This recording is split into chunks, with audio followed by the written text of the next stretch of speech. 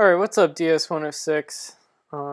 I was asked to make a tutorial on how to make a GIF using the software GIMP. Um, and for those of you who don't know, GIMP is a free photo editing software. It's basically the free version of Photoshop, and I'd recommend getting it if you're just starting out. For those of you who've never done any kind of photo editing, I'd recommend getting GIMP. Don't go out and spend hundreds of dollars on Photoshop. It's not worth the money, especially if you don't know you're going to be using it all the time. I personally started with GIMP and I still use it all the time. I just normally use the school's version or the school's computers for when I have to use Photoshop. I prefer using Photoshop, of course, because it's better when you pay for something versus the free version. The paid version is always going to be better. But for GIF making, GIMP does just as good of a job as Photoshop, so it doesn't really matter. Go and just get the free version offline. So there's two ways you're going to want to make a GIF. One way is either by editing some film down into individual frames, or taking numerous pictures and putting them together and making them into a GIF. And for today's purposes, I'm just going to show you how to do the film version, because that just seems to be the way everybody wants to do it. They usually see a video that they want to bring down into a GIF, either for a film that they're trying to dissect and look at a little bit more closely, or just for fun. I like making GIFs all the time. For fun, but they're really fun when you incorporate them into some kind of project. So you're going to need a video, and what's better of a place to find a video than YouTube? So I went ahead and took the video trailer of Frozen just because a friend recommended me to do so. Not recommended, they pretty much wanted me to do it. So you're going to go ahead and copy that URL, and you're going to need some kind of conversion tool, and there's plenty of conversion websites out there that will convert the YouTube video and will allow you to download it to your desktop. The one I use is called clipconverter.cc. It's completely for free. It's pretty simple to use. The only problem is you'll get a pop-up once you start the download process. So once you paste your link into this little bar here, don't press download. Make sure you have selected MP4. Press continue. And this shouldn't take too long. Sometimes, and it really depends on what YouTube video you're doing, the longer it is, the longer your wait's going to be. Some videos on YouTube don't download for whatever reason. They say it's like restricted to some country or something like that. So you're just going to have to find another video. It happens to me a few times, and normally I'm able to find an alternative. So go ahead and just select the highest definition and then press start. And again, this will take anywhere from 15 to 30 seconds to a minute to 10 minutes, just depending on how long your video is. And as you can see, it didn't take, it took 14 seconds. It's not that bad. I've already downloaded this, so I'm not going to do it again. Once you download it, you'll probably get a pop-up, but it's not that big of a deal. Okay, so the other tool you're going to need for this entire process is called MPEG Streamclip. It's another free software that you could just download right off the internet. I'd recommend it. It's the easiest way you could trim down video to get exactly what you want for a GIF. So go and download that. Take your time, then come back to this video. So once you already have it uploaded, if you already have MPEG Streamclip open and you download your clip off of Clip Converter, it will automatically open an MPEG Streamclip. So go ahead and go to the exact scene or moment in which you want your GIF to begin. I've already gone and selected at the start and at the middle of this trailer. I'm not going to do anything fancy. I'm just going to show you how to make a GIF. So once you've selected your starting point, go up to Edit, select End, and then you can see how it only has half the video remaining to play. It won't play any of the beginning part of this trailer. You're going to want to go ahead and move exactly to where you want your GIF in. You can come back and edit this. I'll show you how in a second. But I've selected right here. You want to go back up to Edit, select Out, and that reduced the time down to this area. And then go to Edit again and press Trim. And that trimmed down the entire trailer or the entire video that you uploaded into this very small section that you're then going to turn into a GIF. So once you've done that, once you trim down your movie, go up to File, go to Export to Other Formats. Once you get there, up here at the Format section, it usually starts out at QuickTime Movie. Go ahead and select Image Sequence and type in 15, 12 frames for the frame rate right there, and I'm going to press OK. And one thing I can do, and it's a major hint, and it helps out a lot, is to make an entire new folder dedicated to this GIF.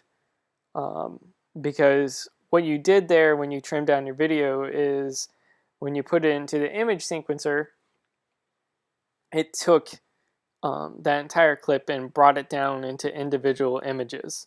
And you could go ahead and see that I've already done this once, and just from that short little area that I downloaded, this is all the images that I actually got out of it. So if you go ahead and make a whole entire new folder for your GIF, it makes it so much easier to find once you upload them, once you try and upload them to GIMP. Otherwise, if you just download them to your desktop or to a certain area, they're just going to go all over the place. It's not fun. I've done that before. It's a long, difficult process, and it's kind of irritating. But I've already done it. Go ahead and click Save to your new folder. And then what you're going to do is go ahead and open up GIMP. And I've already started making one before just to test some things out. But go up to File, Open as Layers, and then you want to go ahead and find your folder on your desktop. And you can see this is a lot of images. I'm not going to go ahead and use them all because it makes the process a lot longer than it actually needs to be. But that's all up to you. Once you get used to this whole process, you'll find out how many frames you actually want to use. The more frames you use, the worse your GIFs tend to usually actually be. So I'd recommend keeping them on the little shorter side. Not this short. They don't have to be this short, of course. You know, a lot of people have a general rule of thumb.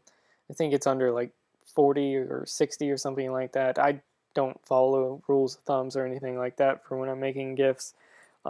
You'll just get the gist of whatever video you're trying to make or whatever video you're trying to turn into a GIF. You'll understand how much you actually want to capture. So go ahead and open up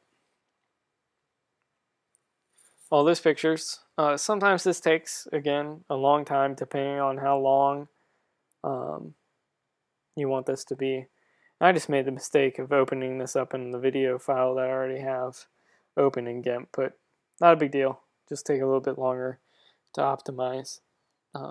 So once all your frames have uploaded to GIMP, go up to Filters, select Animation, and then press Optimize for GIF. Now this is probably the longest process out of the entire ordeal. Um, for whatever reason, optimizing the animation um, takes a while. It can take anywhere from like a minute to 5 minutes to 20 minutes. I think I've had it go longer than that. And I think it was just because of how big, um, or not how big, I guess it just depended upon how many files I actually had uh, uploaded to GIMP. But I don't want to sit here and just ramble on to you, but I guess I have no other choice. And for those who are questioning me calling a GIF and not a GIF, it is most certainly a GIF, and I will honor that until my death. And don't be caught in the wake of me calling, or the wake of you calling it a GIF, because I hate to say it, but you are wrong. It will always be a GIF. And don't get that wrong when you're talking to others. You'll go ahead and embarrass yourself for that. Again, this process takes some time. I'm just going to make you sit here and bear with me on this entire process. It can take minutes. It could take time. Sit there and think about happy thoughts or what you might be eating for dinner later. Get yourself hungry and ready because you've worked so hard with this GIF that you're starting to become hungry. As I am right now, if you haven't noticed. Or you could just sit there and bask in the DS-106 gloriness that is of this course, and you get to make things like this. You get to learn cool new things like GIF making, and finding new tools like GIMP or MPEG Streamclip, or using websites like clipconverter.cc. Remember all those things for in the future when you want to optimize an animation and you have nothing to talk about in the tutorial except for rambling on about GIF making and how the optimization process takes so long and how boring it actually can be. I have several other things I normally do while I sit here and optimize my animation. Normally, I have time to go fry an egg, but I'm going to sit here with you and watch as I ramble on. We're so close. We are so close. I'm running out of breath. And we're almost there. Almost there. Almost there. Oh, come on. Woo! Alright. So now that your GIF is completely optimized, you're almost done. So come up to File. Well, hold on. Before you go to File, if you want to actually preview what your GIF is going to look like, come over to Filters, Animation, and then back down to Playback, and you'll be able to play back that animation and see what it'll look like before you download it to your desktop. So go ahead and go to File, Export, Frozen 2. I already made one of these, so I'm going to call it Frozen 2. Make sure you type .gif, .gif, and then select wherever you want to download your GIF to. Press Export. You should get a little pop-up window that comes up. There we go. Go ahead and select as animation and make sure Loop Forever is chosen. And you can choose the delay time per frame that you want. That's a little bit more advanced, and I could probably show that in another tutorial on advanced GIF making. But for this demonstration, we're just going to leave it at what it is and press Export. And this shouldn't take but a few seconds either to download to your desktop, if it works at all. If not, I already have one downloaded. Huh. Oh, oh, what's that? What? Okay. Well, this is so annoying. Whatever. That's what you get for using free software. Not a big deal. I already went ahead and made one. So once you get it downloaded, it'll be on your desktop or wherever you saved it. And you could go ahead and preview it right away. You could go ahead and preview it right away. Click it, and that's a GIF. Pretty simple. You could upload it to your WordPress blog or anywhere pretty much on the internet. They're a lot of fun. You could do a lot with them. You could capture great moments with them. I've done a lot with GIFs. A few semesters ago, I did a major project with them, looking into pretty much all of Quentin Tarantino's films and comparing them to old-time movies that he actually borrowed from to make individual scenes in his movies. And it's just a great way of looking at film or capturing a new piece of art. But you can have a lot of fun with them. I hope this tutorial was helpful for all you DS106ers. If it was long, please let me know. I apologize for the optimization part because it does take a long time. At least for me it does, and you'll see when you make your first GIF, not GIF. And I hope you guys enjoy the rest of this course because I'm enjoying it. And I kind of wish it's going to last longer than the 5 weeks that it actually is. So thanks guys for looking at this tutorial.